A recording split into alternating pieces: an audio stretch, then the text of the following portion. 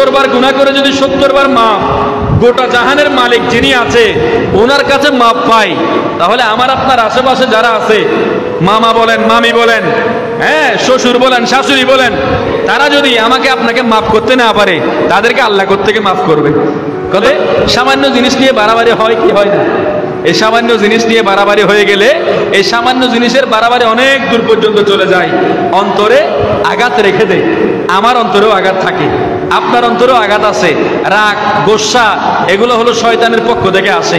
কিন্তু আপনার পুত্র আপনাকে কষ্ট দিবে, এই সমস্ত কষ্টগুলা আমার আপনার সহ্য করে, ধৈর্য করে নিয়ে, হায় হায়, আমি আপনি যখন মাফ করে দিব, তখন আল্লাহ বলতেছেন, বান্দা ফাইনাল্লাহ গফুরুর রহিম, ও আমার বান্দারা ওই সময় আমাকে ক্ষমাশীল হিসেবে পেয়ে যাবে।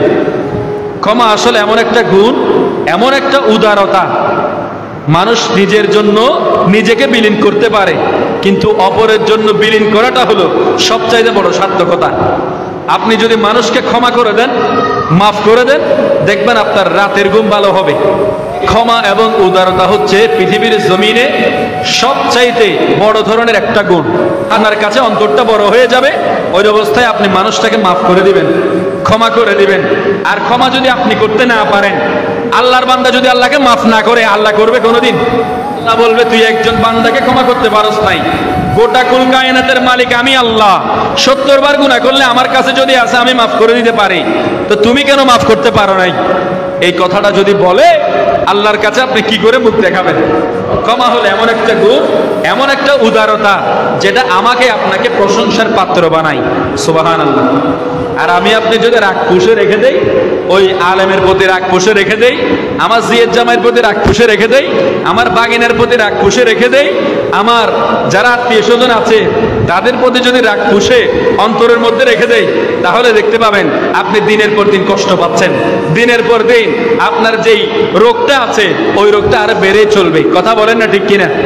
আপনি আপনাকে দেখতে পাবেন সব সময় নিচের দিকে নিয়ে যাবে, আপনার একটা ডিপ্রেশন আসবে, দুশ্চিন্তা আসবে, ওই দুশ্চিন্তা, ডিপ্রেশন আমাকে আপনাকে রোগের দিকে নিয়ে যাবে, ওই রোগ আমাকে আপনাকে কবরস্থানে নিয়ে যাবে।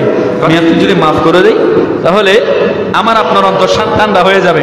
আপনার সাথে গড়ে দুয়ারে বাড়াবাড়ি হয়েছে, কোন একটা কিছু আপনি ভেঙে ফেলেছেন, আপনার আপন মানুষ যারা আছে তারা আপনাকে বুঝতেছে না, আপনি ক্ষমা চাচ্ছেন, আপনি ক্ষমা চাচ্ছেন, তারা ক্ষমা করতেছে না, ওই অবস্থায় যদি তারা ক্ষমা করে দিতে পারে, আপনি ক্ষমা করে দিতে পারেন, তাহলে বুঝতে হবে বাবা, ওই অবস্থায় আমার আপনার অন্তরটার প্রতি আল্লাহর রহমত চলে এসেছে।